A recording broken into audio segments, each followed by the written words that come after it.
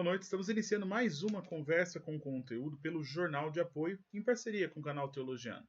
Então, procedimento padrão, se inscreva, curte e compartilhe aí esse link nas suas redes sociais para que mais pessoas possam ser abençoadas pelo conteúdo que nós vamos conversar aqui hoje. Hoje nós vamos ter o pastor Daniel Paulucci.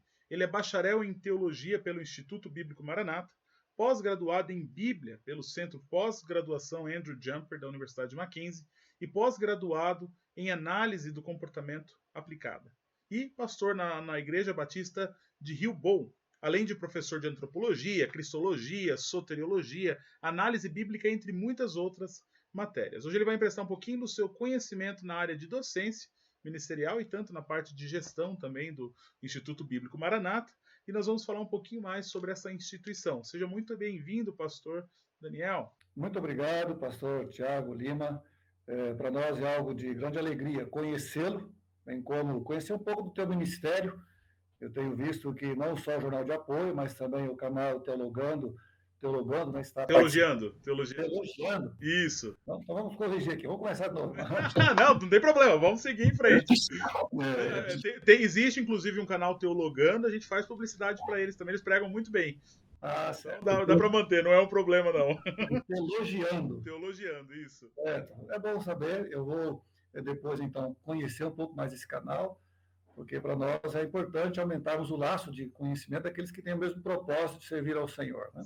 Sim. Então, eu quero enviar também um abraço para o pastor Carlos Moraes, ele já faz tempo que nós o conhecemos aqui no seminário, e a todo o grupo daqueles que estão nos vendo, nos ouvindo, desejando que Deus nos abençoe nesta tarde, neste momento que está sendo feito esse trabalho. Amém. Pastor, fala um pouquinho para a gente o que é o Instituto Bíblico Maranata.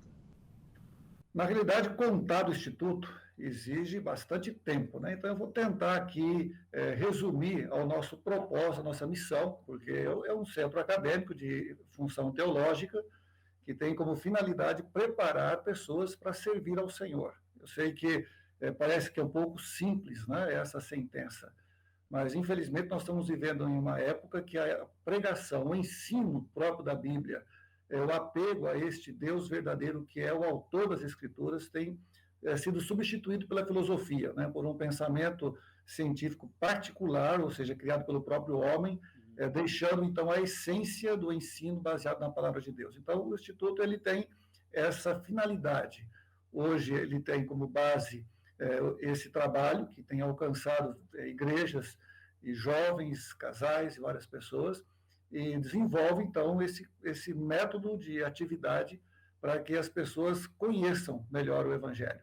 Ele iniciou com uma intenção missionária, mas hoje nós temos aí aumentado, né, o nosso aporte de atividade, alcançando, então, o curso Bacharel em Teologia. E, graças a Deus, né, dentro de todo esse tempo, desde sua fundação, ele sempre se manteve nesse propósito de preparar pessoas para servir na obra do Senhor. Então, ele é estruturado numa região do interior do Paraná, do norte do Paraná, uma infraestrutura, eu acredito, suficiente para cumprir toda a necessidade do preparo. Nós temos aqui uma área de mais de 140 mil metros quadrados, né, onde existe as casas dos professores, todo o centro acadêmico, existe o local de trabalho também dos alunos. Então, é uma boa estrutura que, graças a Deus, tem sido mantida para a glória do Senhor e desenvolvendo, assim, o ministério ao longo de todo esse tempo. Amém. E como que foi a fundação? Quem são os fundadores, pastor? A fundação do Instituto ele aconteceu mediante uma situação que envolveu o Instituto Bíblico Peniel, no sul de Minas, aqui. E o fundador do Peniel era o pastor Paulo Carmen Gaile e a sua esposa. E os meus pais, pastor Artêmio e Alexandrina Paulucci, são fundadores que participaram com eles. Ele fazia, pastor Artêmio era parte da primeira turma do Peniel. Então, em virtude deles terem mudado um pouco o foco do ministério, de sair do aspecto transcultural, autoctone, né, para o aspecto mais civil do povo brasileiro em si, então eles vieram aqui para o norte do Paraná com a intenção de iniciar o Instituto, agora com uma visão direta ao povo brasileiro, já não mais indígena. Então, ele surgiu através da junção dessas duas famílias, o pastor Paulo Gaile e Violeta Gaile, e Artêmio e Alexandrina Paulucci. Isso em 6 de agosto de 1962, Uau! então foi que surgiu o seminário aqui. Isso há 59 anos agora, né? 59 anos. Certo. O nome na época, pastor, era Instituto Brasileiro de Evangelistas e Missionários, Uhum. porque então o objetivo era exatamente esse, né? Criar, desenvolver evangelistas e missionários para alcançar os rincões brasileiros, porque o Brasil tinha bastante dificuldade de pessoas que caminhavam nessa direção, né? A tendência até os dias de hoje Sim. é que aqueles que são formados procurem mais os grandes centros, né? Onde encontram um pouco mais de facilidade, até o evangelho, em parte, já existe de uma maneira mais fácil de ser apresentado. Então, tentando suprir essa carência, foi que surgiu o seminário. Entendi. O senhor acha que nesses 59 anos aí, agora um pouco mais já, quase Ah, 60, o objetivo principal foi alcançado, pastor? com certeza, porque eu creio que nós temos aí pelo menos uns 500 alunos que estão formados, melhor, né, ao longo desse tempo, e a grande maioria estão no campo. Mesmo que nós tenhamos pastores em grandes centros, pastores em cidades maiores, trabalhando não só no aspecto de pastorato, mas também com missões, com administração eclesiástica. Nós temos vários professores também trabalhando assim. Hoje temos aí até administradores de hospitais, que foram pessoas que passaram por aqui e hoje estão servindo ao Senhor em atividades diferentes. Então, eu acredito que desde sua fundação até hoje, o mesmo propósito é mantido. E eu acredito que isso é algo que faz parte da nosso próprio compromisso, nossa própria identidade. É certo que o tempo exige mudanças, né? Mas não mudanças naquilo que é o nosso foco, é o nosso propósito. Entendi. E como funcionam hoje os cursos dentro do Instituto? Quais são os cursos oferecidos hoje? Nós temos hoje, irmãos, dois cursos, né? Eu acredito que falar sobre os cursos, eu preciso falar um pouco sobre o sistema do curso. Mas antes do nosso curso é o bacharel em teologia ministerial, que tem como finalidade suprir a carência das igrejas propriamente dito, né? Eu acredito que desse curso é que nós temos a maior parte de pastores que estão trabalhando no campo, que passaram por nós aqui. Mas nós temos um outro curso que é o Ministério Eclesiástico. Esse ele tem mais como finalidade preparar pessoas para ajudar dentro das igrejas, escola dominical e tipo de trabalhos assim. Mesmo que tanto um quanto o outro tem uma plataforma comum, tem um núcleo comum. E isso acaba mostrando o nível que o mesmo Ministério Eclesiástico tem. Então, as matérias de núcleo comum, elas suprem bastante da necessidade para o campo de trabalho, mesmo que o objetivo nosso não é esse. Nós temos aqui casos de vários alunos que fizeram só o Ministério Eclesiástico e estão trabalhando na igreja como pastores, né? Então, isso vai depender agora da igreja propriamente dita. Então, esses dois cursos, o curso do bacharel em teologia, ele ultrapassa 3.000 horas. E depois mais um ano de estágio aproximadamente. Enquanto que o curso Ministério Eclesiástico, ele está em torno de 1.950 horas, chegando aí a 2.000 horas, né? Fora a questão de estágio também. Então, todos os dois nos dão uma bagagem de carga horária suficiente para um bom desenvolvimento, um bom aprendizado do aluno que estaria aqui conosco.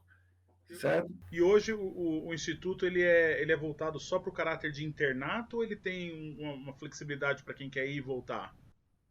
Até quando fala sobre internato, eu preciso de explicar um pouco, porque não é só ser internato.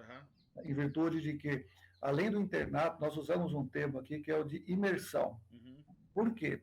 Às vezes as pessoas vão lá, estudam, passam aquele tempo e acham que a escola não está trabalhando com os outros aspectos da vida do aluno. Então, quando nós falamos de imersão, por quê?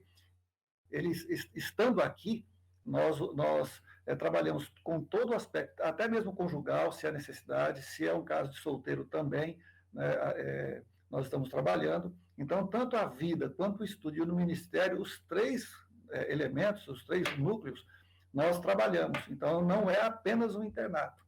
Ele está sendo monitorado e acompanhado em todas as áreas. E nós temos alguns casos de alunos que moram fora, mas aqui na região, que eles estão vindo, eles fazem uma ou outra matéria, mas apenas como conhecimento. Não faz parte do nosso método de ensino, nem EAD, né, à distância, nem mesmo a abertura para vir e só estudar e ir embora, porque a gente percebe que vai faltar muito. Então, eu prefiro, particularmente, fornecer a condição de estudo para aqueles que querem aprender um pouco mais, mas não de fato, como um curso que o seminário está oferecendo. Entendi. Nesse caso, provavelmente não se enquadraria no sistema de fazer parte do MEC ou não, certo? Não teria. Nós temos, sim, uma parceria com uma faculdade, a Universidade de Filadélfia, de Londrina, que ela nos valida em relação ao nosso certificado, certo? Só que eu sempre quero deixar uma ressalva aqui, porque já até fui questionado mediante isso, porque quando existe um outro órgão que nos valida ou até que traz esse reconhecimento, ele vai cumprir as normas do MEC, e não os princípios bíblicos nos quais nós zelamos, né? Então, nós não estamos com isso endossando a Unifil e nenhuma outra organização, nós apenas endossamos aquilo que nós ensinamos, né? Mas existe caso de alunos que eles querem ter o reconhecimento pelo MEC, que o nosso curso é livre, então ele não tem. Aí a escola tem a parceria, o seminário tem a parceria, ele pode, no seu último ano, estando aqui, fazer, então, os 2 simultâneos e já sai, então, com o certificado reconhecido. Entendi. É lógico que nesse último ano ele agrega despesa, né? Porque agora nós temos, então, a Unifil, que ela é uma entidade que tem que ser paga por ela ali. Mas é possível, nós temos vários casos aqui de alunos que, caminhando para o último ano, eles já fizeram, então, os 2 aspectos, já saíram com o diploma validado. Seria um vínculo meramente administrativo, né? Não teológico. Né? Não teológico. Porque se eu digo que é teológico, acaba que eu me exponho, né, a uma avaliação externa segundo o que eles fazem, e isso nós não queremos, porque nós precisamos de preservar, né, o nosso nome, a nossa tradição, que é algo bem importante nesse aspecto. Entendi. Mas surgindo a necessidade, a gente tem essa opção. Interessante. E por ter uma parceria, acaba sendo barato para o aluno que queira fazer. Entendi. Muito, muito interessante. E na pandemia, pastor, como que foi feito essa administração? Como que foi feito com os alunos? Na realidade, irmão, nós podemos dizer que Deus foi tremendamente gracioso para conosco na pandemia, porque nós não paramos em nenhum dia. Deus nos protegeu, nos livrou de tudo, nós não tivemos nenhum caso interno que viesse trazer comprometimento. É lógico que nós respondemos aqui a um sistema de saúde, então eu estava sempre presente com eles ali, comunicando o nosso método de tratamento, todos os procedimentos necessários nós tomamos, para que a escola não parasse. E eu usei da defesa que o nosso sistema já é interno, então nós vivemos em família.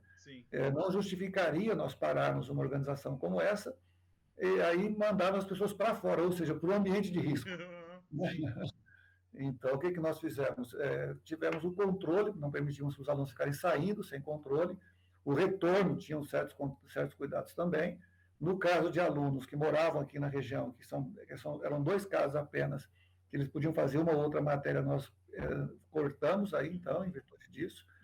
Então, graças a Deus, a pandemia ela não nos impediu no processo pedagógico. Ela nos atrapalhou em relação aos eventos que realizávamos de ordem presenciais, né? Sim. Então, esse ano agora, em setembro, nós tivemos o primeiro evento, depois de todo esse acontecimento aí, que foi nós chamamos de vocacionado, que é um evento que tem como finalidade apresentar às pessoas que vêm o que é o ministério. Entendi. E trazer um desafio ao ministério.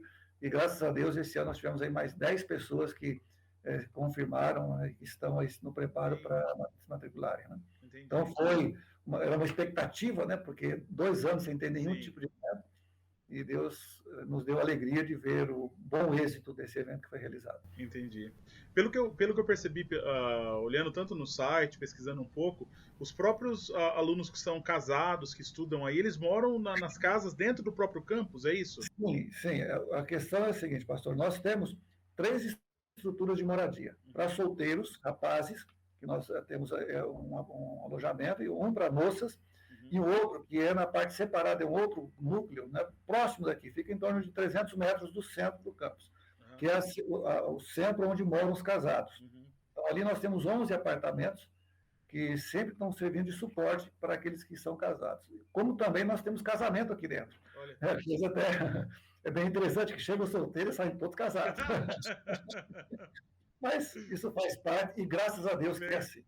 Pelo menos alinharam, né, dentro do chamado, encontrando uma esposa ou um marido que seja coerente com aquilo que querem servir ao Senhor. Né? Você vai ver agora vários jovens mandando e-mail perguntando como faz para estudar aí para poder sair casado agora. Quem sabe, né? Mas é uma benção, isso para nós é uma benção. Até esse ano mesmo nós já teremos mais um casamento de alunos Olha aí, ó. aqui. Então, já Isso. deixar o recado para os jovens. Ó, lá o pessoal sai casado, hein, jovem? Vale a pena conhecer o Instituto também. Foi mais casado.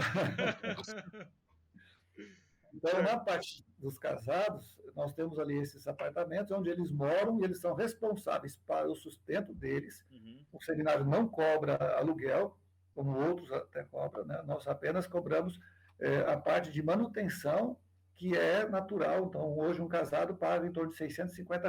Uhum. Ele então vai ter a sua alimentação por conta própria, Uhum. ele vai, o consumo de energia também é por conta própria, mas ele não paga sobre moradia. Enquanto que o solteiro, hoje a mensalidade está em torno de R$ 800. Entendi. E ele já tem alimentação, moradia, material pedagógico e tudo mais. Então, observando, né, um fato até bem visível, que o casal deveria ser mais caro e mais barato. Sim. E porque a gente não tem nenhuma intenção de lucro, nenhuma questão Entendi. de cumprimento em virtude do aluno propriamente dito. Né? Então, realmente um ministério, né? Exatamente. E os professores? Quem são os professores? Como que funciona aí a seleção dos professores? Bom, atualmente, todos os nossos professores passaram pelo Maranata, né, exceto o pastor Omar, mas a Ruth, a esposa dele, esteve conosco, mas ele tem uma identidade própria. Né, que eu acredito que ele ama o Maranata, tem aqui trabalhado conosco, mas tenho eu e minha esposa, a Daniela Cristina, pastor Omar e Ruth, que trabalhavam na Asa de Socorro, tem o pastor Cleuson e a Cláudia, que trabalhavam na Igreja Batista em Uberaba, e agora estão conosco, o pastor Valdir e Márcia, também formados aqui. Ele é pastor efetivo numa igreja aqui na cidade vizinha, Marilândia do Sul. Então, ele tem ministério duplo, né, mas com a concentração principal aqui no seminário.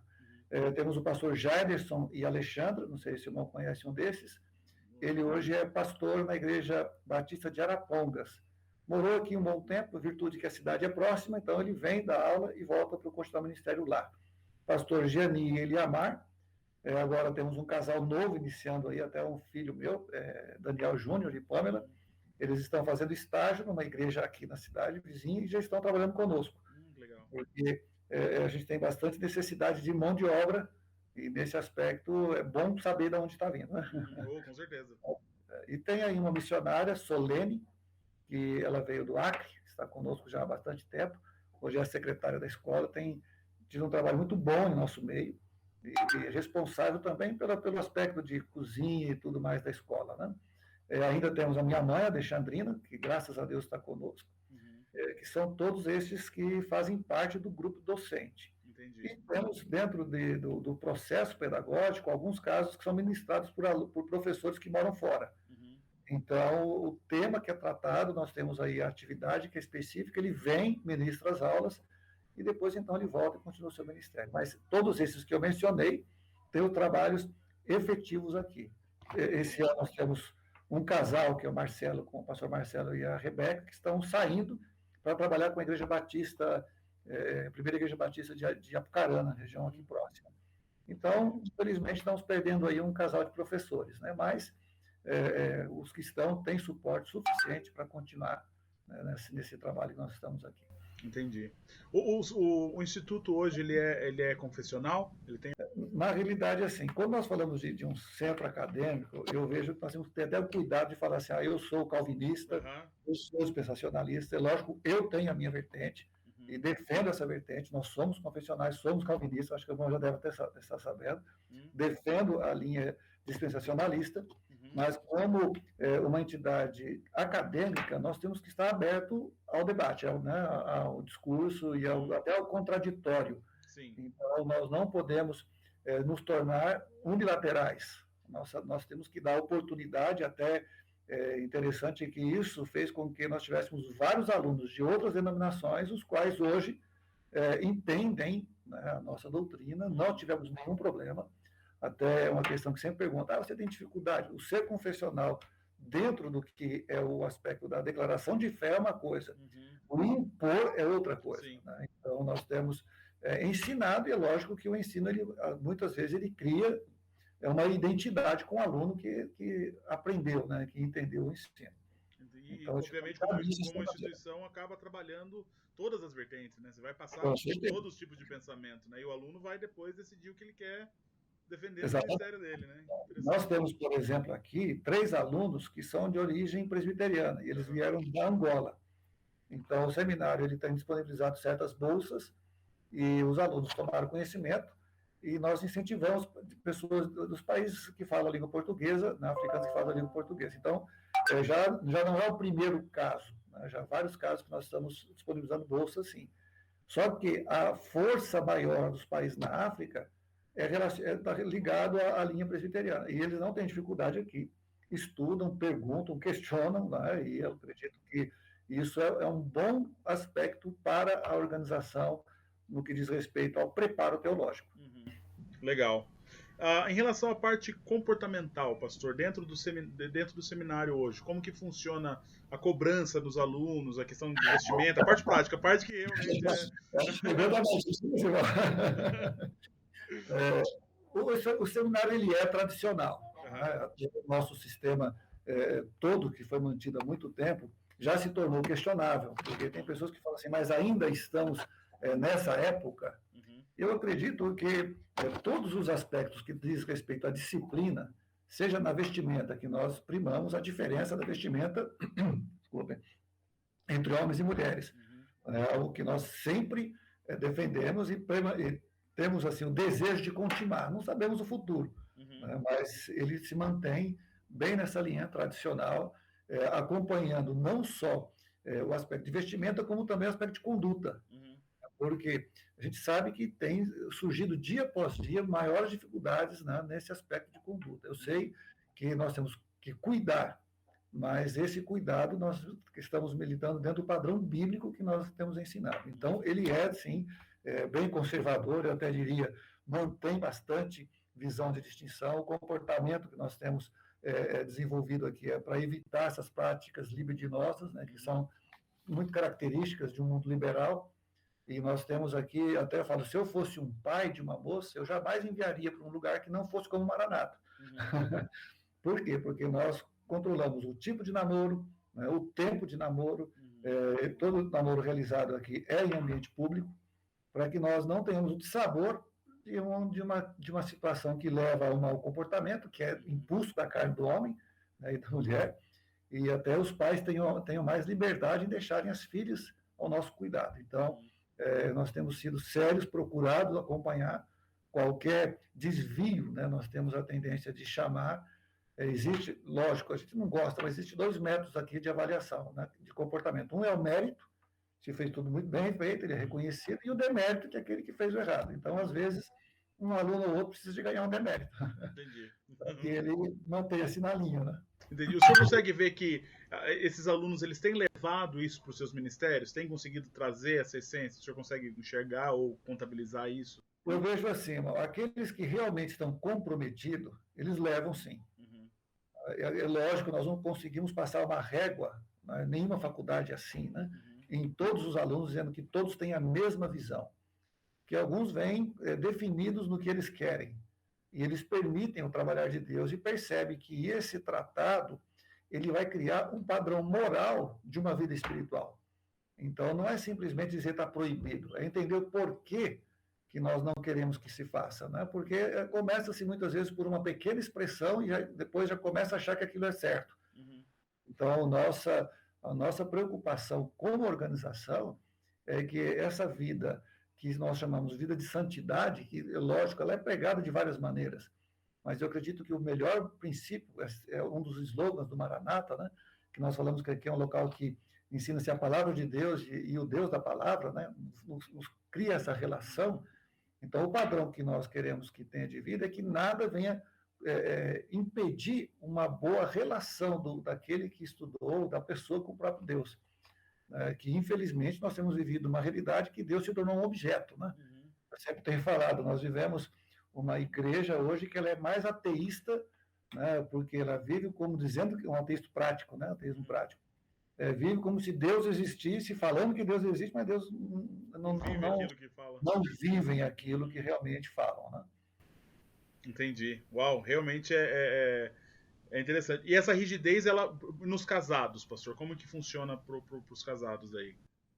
Nós temos 16 departamentos aqui, né, que vão até do sistema de telefonia, comunicação, sistema de internet, biblioteca. Então, nós temos um departamento que tem como finalidade esse monitoramento de vida.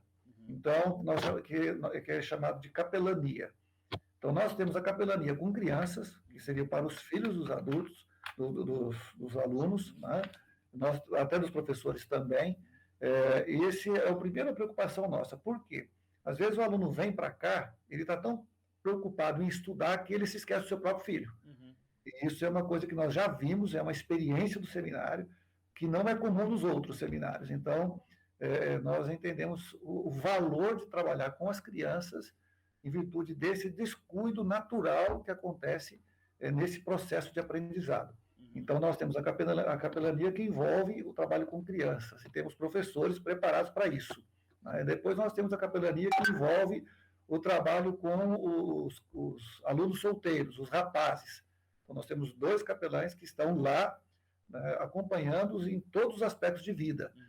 Então, com isso, nós conseguimos identificar os problemas e até mesmo estar mais próximo deles mediante as coisas que vêm acontecendo. Da mesma maneira com as moças.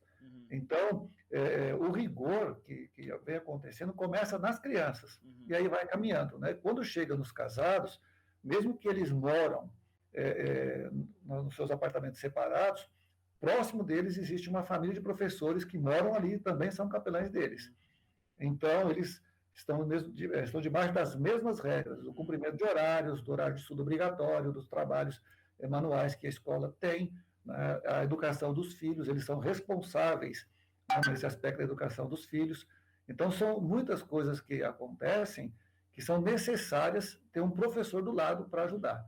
Já tivemos casos de casais que enfrentaram dificuldade conjugal séria, que nós precisamos de ajudar. Então, esse departamento de capelania, ele é muito eficiente, porque não é simplesmente exigir, mas nós estamos colocando o padrão de exigência que nós percebemos que ele é eficiente para o futuro. E cria uma mudança comportamental, cria eu até digo, uma nova identidade, né? uma nova forma de olhar a vida, em muitos casos. Nós já tivemos situações de alunos que chegaram aqui que eu não via que eles tinham o chamado para o ministério, mas tinham a necessidade de um tratado muito profundo na vida deles. E Deus nos deu o privilégio de vê-los restaurados. Né? Chegaram, cursaram tudo, passaram um tempo muito bom com a gente, não estão no ministério, estão ajudando uma igreja. Mas o gatilho inicial que os trouxe para cá foi as dificuldades que estavam envolvendo o próprio relacionamento deles. Né? Foram enviados sem ser a razão do seminário, mas o seminário acabou servindo. Sendo uma bênção na vida deles. Foi. Entendi. Então, Perdão, pode continuar. Eu vejo que o rigor que nós estamos tendo, ele não é um rigor só litúrgico, só como prática, né? Mas trata de um princípio pedagógico, onde nós percebemos que muitas pessoas precisam aprender a ter disciplina sobre si mesmas, né? Para que assim elas consigam depois desenvolver o ministério. E a igreja é um órgão que depende de disciplina. Então, se eles não aprendem aqui, como eles vão executar esse processo, né, no campo que precisa desse rigor de santidade, de disciplina. E era até isso que eu ia complementar, né? Talvez esse tipo de trabalho já sirva até como um exemplo para essa família de como fazer depois o ministério, como trabalhar isso com os demais dentro da própria igreja, né? Com certeza. Até nós temos uma matéria aqui que nós chamamos de mordomia, que tem exatamente como finalidade esse aspecto, levar o homem a entender os padrões de responsabilidade que ele tem, que é a mordomia do homem, né, para manter a família na linha, para que aí, então, ele consiga estabelecer a mesma liderança sobre a igreja, porque é o princípio que Paulo escreve, né? Se a família não está em ordem, como que ele vai querer mudar a igreja de Deus? Entendi. E, pastor, a gente caminhando aqui para a última parte, como que o Instituto ele é mantido hoje? Como que funciona? Eu vi algumas coisas interessantes que me chamou bastante atenção sobre, acho que uma coisa com criação de algum tipo de animal, alguma coisa Isso. Vamos lá. Então, na realidade é assim, nenhum professor ele é sustentado pelo seminário, nenhum. Eu não sou, ninguém é. Só que, lógico, todos nós precisamos de sustento. E ao longo do tempo, logo que eu cheguei aqui no seminário, em 92, eu sempre dizia que o seminário tinha que se preocupar em ter pelo menos uma oferta básica para ajudar aqueles que aqui estão. Porque você viver com a mente em duas preocupações, uma delas vai ficar deficitária, né, com certeza. E eu sugeri que a escola vendesse um sítio que nós tínhamos aqui para que fosse construído granjas, porque a nossa região é altamente produtora de frangos, né? Nós temos aqui, acho que, um polo de produção bem forte que está ultrapassando a região de Santa Catarina. Então, estava se tornando muito propício para nós, naquela altura, partirmos para esse tipo de atividade. Não foi aprovado naquele ano. Depois, em 97, foi apresentado novamente, e depois, então, chegando a 2000, graças a Deus, foi ajustado, e a partir de 2005 nós temos já, diria, uma solução de um problema, não no contexto de sustento, mas pelo menos de ter uma proposta inicial que ajuda o professor no seu dia a dia. Então, são 2 granjas que foram construídas, e da receita que essas granjas geram, 75% então vai para o sustento dos professores. E isso é um ponto que ajuda muito, né?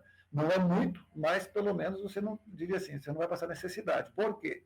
A moradia o seminário fornece, né, e são boas casas, nós não pagamos energia e nem água, então as despesas que seriam fixas, nenhum professor que mora aqui tem. Né, e aí, então, ele tem essa ajuda que vem das granjas. Se as granjas não produzirem, a escola não tem um compromisso com eles, certo? Então, é o primeiro aspecto. E desses 25% que sobram, 5% ele é colocado como finalidade de investimento no preparo dos professores. Então, agora mesmo eu chamei um professor que eu quero que ele faça um curso para ministrar uma outra matéria junto. Então, a escola mesmo vai subsidiar o curso como uma reciclagem, só que nesse caso não é reciclagem porque é novo, é um desenvolvimento novo pedagógico que ele tem. Então, desses 5% é designado para o aperfeiçoamento, a reciclagem, né, porque nós precisamos disso. Né, não é porque você tem uma base tradicional que ela também não se atualiza. Né? É um grande desafio que a gente enfrenta diariamente. Então, a escola, nesses 5%, ela tem para essa função. Entendi. E os outros 20% é usado para manutenção predial. Então, nós estamos aí, é uma estrutura muito grande, e o aluno, com a mão de obra que ele trabalha no período da tarde, ele também ajuda para custear, para ficar mais barato, né? Porque senão nós não damos conta.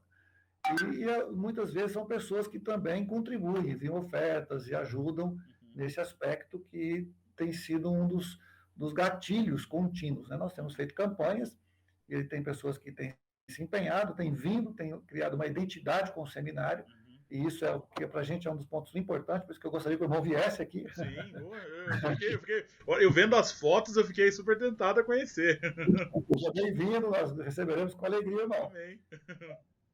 Porque eu acredito que a melhor coisa são os olhos do local. Meu pai sempre diria, é em loco. Em loco. E, pastor, para a gente finalizar, aliás, eu vou fazer uma pergunta antes de finalizar. Qual foi o maior desafio que o senhor enfrentou assumindo aí a frente do seminário? Pelo início da nossa conversa, irmão, eu sei que é difícil porque eu estou assumindo a posição do meu pai, né? Então é uma dificuldade dupla, né? Porque agora, com a ausência dele, caminhei 51 anos ao lado dele, eu sempre falava que todas as atividades que nós fazíamos, eu tinha o prazer, mesmo ele na idade, eu tinha o prazer de comunicá-lo, né? Então, hoje, com o senhor tendo levado, se tornou para nós um desafio de novo. Né? Porque primeiro nós temos o desafio acadêmico, e agora o emocional e o ministerial ali dentro da companhia, né, que o meu pai representava para nós ao longo do tempo. Mas eu particularmente vejo que o maior desafio trata de uma nova proposta pedagógica. Por quê? Mudou o sistema. Né? Nós estamos aí com uma linguagem diferente, com uma abordagem diferente, tanto do campo quanto do próprio aluno, e isso faz com que nós tenhamos nos preocupemos, né, em apresentar uma maneira diferente de que o Maranata é. Porque senão nós cairemos na rotina ou na mesmice de todos os outros sistemas de organização, e é isso que nós não queremos. Então, dentro da minha proposta de trabalho, logo que eu assumi a reitoria, foi que nós tivéssemos pelo menos 3 campos de ministério que pudessem, além de preparar os alunos aqui, oferecer trabalhos nossos fora do seminário.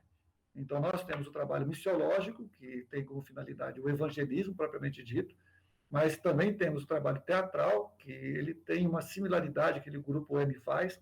Até a professora aqui, ela é formada pelo M, né? Desculpa. E temos também o nosso coral.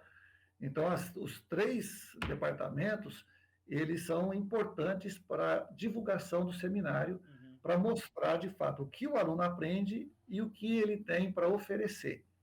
Dentro dessa estrutura, então, nós organizamos um ministério que nós chamamos de Ministério Servo. O que implica esse Ministério Servo? Que eu acho bem interessante colocar aqui para os irmãos. Porque ele tem como finalidade tirar o aluno daqui de dentro, tirar da classe de aula e levá-lo para o campo. Então, é uma atividade feita pelo seminário e não pela igreja. Não é o caso, a igreja X quer um trabalho, nós vamos lá e apresentamos um trabalho. Não, é um trabalho em que ele é regido pelo seminário em parceria com a igreja. Então, é lógico, se for, por exemplo, o irmão, o pastor da igreja, vai ter todos os aspectos que diz respeito à sua ética, né, a doutrina e todos os aspectos, para que não haja nenhum conflito na igreja, que nos serve como o respaldo dessa atividade. Então, nós estaremos levando os alunos para desenvolver o ministério aprendido aqui em campo. Porque uma das dificuldades que nós temos percebido, que muitos chegam no final, do meio para o final, sem saber para onde ir. E até sem saber, de fato, qual é o tipo de ministério que eles vão desenvolver. Então, dessa maneira, nós estaremos levando-os para ver os campos, participando da realidade do campo, né, tendo opções de outros tipos de ministérios dentro do perfil do chamado, e a escola, o seminário, também estaria se tornando mais conhecido. Por quê? Porque nós estaríamos levando professores e alunos, oferecendo um trabalho, o aspecto gratuito para a igreja, nós não temos uma intenção de criar cobranças nenhuma. Né? O pastor da igreja e a organização aonde nós estaremos seria um ponto de divulgação do Maranata, e com isso nós, então, receberíamos no futuro alunos, que é o nosso objetivo aqui. Né? Porque hoje o nosso maior desafio tem sido realmente concorrer com o sistema à distância. Né? Essa semana eu estava aqui com uma pessoa conversando, ele perguntou para mim, pastor, por que eu não posso fazer por EAD? Aí eu fiz uma brincadeira com ele. Eu falei, olha, nós temos um professor por excelência nas Escrituras. E esse professor chama Jesus Cristo. Eu falando para ele. Eu falei, e o Senhor Jesus Cristo tinha capacidade de ensinar só pelo pensamento. Ele não precisava nem ter vindo na Terra. Mas ele quis vir na Terra, passou 3 anos e meio. Passou 3 anos e meio com seus discípulos, e com toda a dedicação que ele teve, sendo o melhor mestre de todos, nós não temos nem como questionar. Nesse meio ainda teve um que foi reprovado. Aí ele ficou olhando para mim, eu falei, olha, então eu nem tenho como comparar o aprendizado por imersão com o aprendizado EAD, ou que seja só momentâneo, né? Vem e vai embora. Então, eu vejo que tem sido, sim, um desafio, porque as pessoas não nos dão tempo de mostrar isso. Né? Elas estão querendo o quê? Juntar 2 situações, ou seja, o sustento, ou não querem abrir mão, muitas vezes, do trabalho secular, que estão preocupados com isso, e estão tentando servir a Deus. Então, estão tentando juntar 2 coisas que comprometem o preparo de vida. Né? Que nós sempre falamos, né, que a nossa grande preocupação não é simplesmente encher a cabeça, né, mas sim também trabalhar no coração, trabalhar na vida do aluno, e dessa maneira, então, o aspecto à distância tem sido um grande concorrente. Eu tive uma reunião no Nordeste com um grupo de pastores, e eu até assustei, porque dos seminários, o melhor seminário em termos de nível de recebimento de alunos foi o nosso naquele ano. Então, todos tinham recebido pouquíssimos alunos, e todos os líderes falaram o mesmo que eu estou te falando. Todos disseram, olha, hoje o sistema EAD está sendo o nosso maior concorrente. Esses dias atrás, nós perdemos um aluno que foi até para a região do Nordeste para estudar em uma faculdade em que era só o tempo de aula e voltava para casa. Então, infelizmente, se nós não melhorarmos essa proposta de mostrar realmente, de inserir o aluno no campo, para que ele se empolgue com isso e já desenvolva, né, aquele sonho de fato no seu coração, eu acredito que nós teremos uma tendência de termos bastante lutas aí para o futuro. Hoje nós temos aqui entre nós um angolano, que ele tem se preparado e tem pedido um apoio acadêmico para o seminário, para que ele, voltando para Angola, ele desenvolva uma faculdade lá, um seminário lá. Aí eu até tenho me comprometido com ele, porque eu acredito que isso é um dos desejos nossos, né? Que os braços sejam estendidos Sim. e que a obra seja feita. Então, eu acredito que, além do problema do liberalismo religioso, né, de um deísmo e um Deus distante, do ateísmo prático, que é uma das grandes verdades que a igreja tem vivido, dessa teologia tremenda amorfa, né, que a gente não entende de onde ela surge. E tudo isso são coisas que têm sido nossa preocupação. Né, mas, dentro desses aspectos, nós mantemos a nossa tradição, então nós não queremos perdê-la. Agora, o outro aspecto, que é a concorrência, não pelo nível acadêmico, mas pelas facilidades acadêmicas, isso tem sido um grande desafio, sim. Entendi. Uau. E é uma área que vem crescendo cada vez mais, né? Então, realmente é algo que é um desafio. Aí entra o quesito criatividade, né? Como Com ser certeza. criativo para poder mostrar como funciona o sistema.